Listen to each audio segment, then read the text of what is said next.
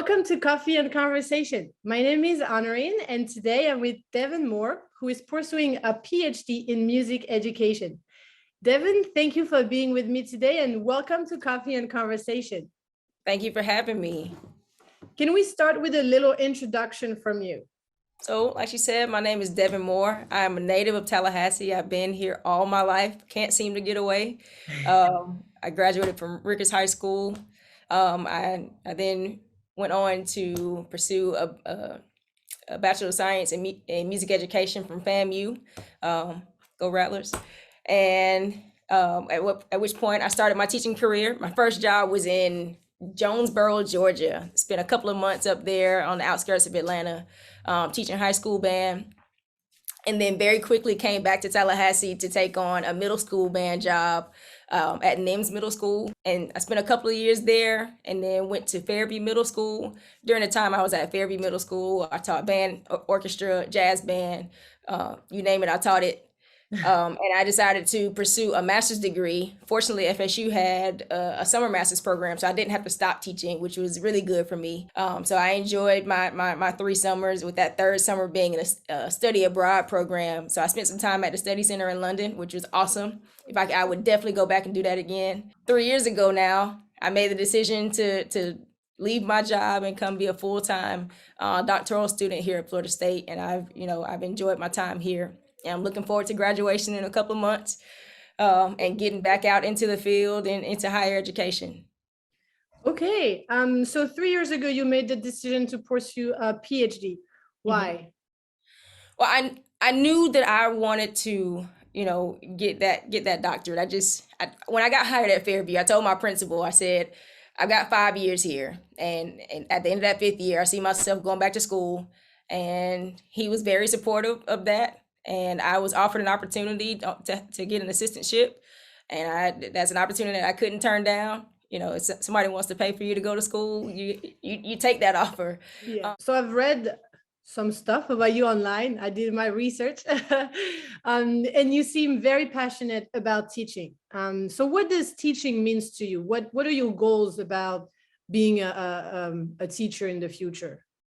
So I'm a second generation teacher, band director actually, and so watching my father go through his 30 plus years of teaching, watching him teach kids and the relationships that he got to build with them, and watching them even as grown up, like students that he had when I was like skipping around, probably in diapers. Like I remember being around those people and watching them as adults still come back to him, and telling him how much of an impact that my dad had on their lives.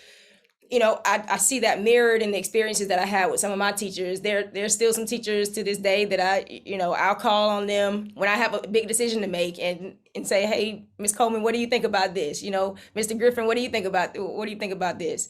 So I really wanted to have that impact on students.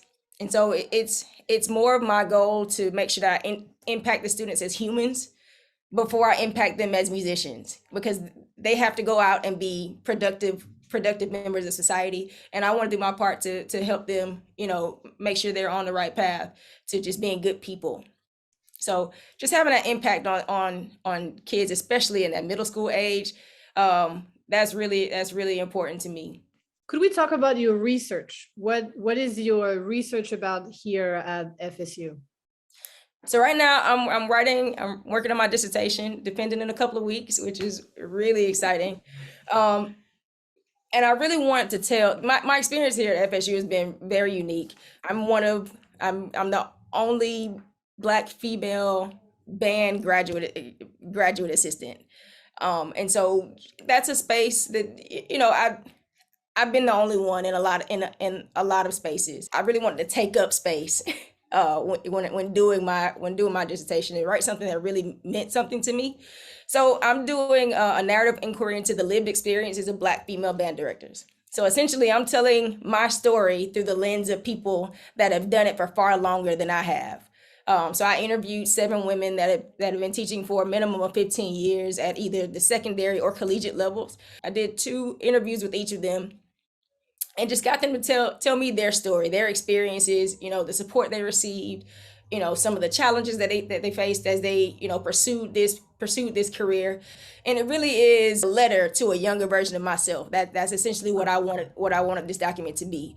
I want this to be the paper that I needed to read as a freshman, as an undergraduate student. I spent a lot of, the first 5-6 years of teaching trying to find somebody to look up to that looked like me. And that was really hard to do. And I had some realizations while I've been going through this program. You know, Sometimes you have to be what other people need to see. And I was conducting a concert, my very first concert, that I conducted here at Florida State. My nieces were sitting in the front row, and as I walked out to go conduct the first piece, my first piece, I realized in that moment that my nieces are seeing something that I've never seen in person. I've never seen a Black female band director in front of a collegiate ensemble, not in person. I know of Black female conductors, but I've never seen it with my own two eyes. And so it hit me like a ton of bricks. I was like, this is special. This is important work. So that's why I wrote the paper. That's why I'm writing what I'm writing and telling the story of Black women in band. Well, that sounds fascinating. I wish my dissertation was a letter to myself. So you said you want to be a band director for the future, or you want to Yeah. be an educator, both? So my dream job is going to be an athletic band director. So dealing with, the pep bands, the marching band, things like that, and having a responsibility to be in front of a concert band as well. If I get to teach music education courses, so like your intro to music education, or um, a music in American society, things like that, that'd be great. But I'd be very happy with that. That's kind of the reason why you get the PhD, especially here at Florida State. This PhD is way more flexible than just about any other PhD program, PhD in music program in the country, because it gives you a little bit of both, especially if you're on an assistantship. So there are some schools that have a doctorate of musical arts, where it's all conducting and all performing. The PhD gives you the research side of things as well, and gives you the music education side of things as well. And at other schools, the PhD, you're only doing research.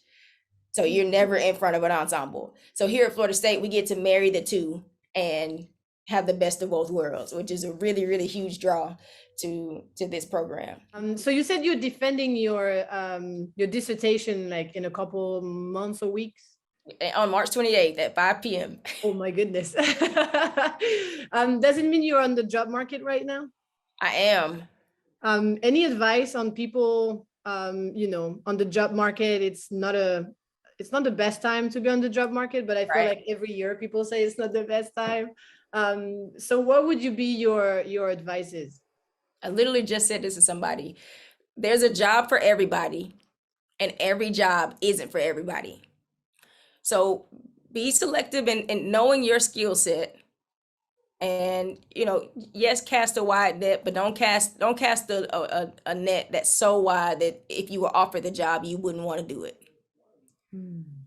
So understand your skill set and think about how you could fit into whatever job you're applying for. And if those things can fit within each other, then sure, go for it. But don't be in such a hurry to just throw your name for everything. Be select. You get to be a little bit picky. Definitely. So you're part of the inaugural class of the Future of Music Faculty Fellowship, sponsored by Cleveland Institute of Music. Can you tell me more about that? So it's interesting. I saw an ad for this on Facebook, and Oh. Cleveland Institute of Music is a very well known institution. It's a conservatory, and so they decided a couple of years ago to partner with the Sphinx organization, which is an organization that is I think it's based in Detroit, but its whole mission is to elevate the like underrepresented populations in music. So your Latinx, African American, Indigenous, all of those different demographics. And so Cleveland Institute of Music partnered with them, and they recognize that there is a lack of this population of people in higher ed music, and so they wanted to put together a fellowship. I think there are 35 of us in this first class, to give them as much information on how to navigate higher ed music. And so we met 6 times since June. We met once a month, and they brought in various speakers that weren't necessarily in music, and just talking to us about different things to get to motivate us to go in one direction or another, on how to network. One of our assignments was to build our network by 1,000 people in 6 months. Yeah, that which is it's easier than it sounds.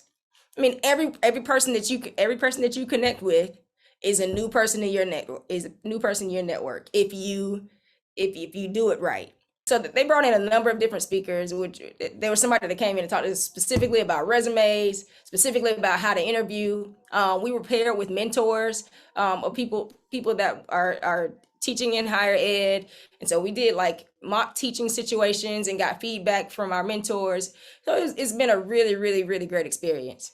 How do you see yourself in 5 years from today? Ooh, 5 years.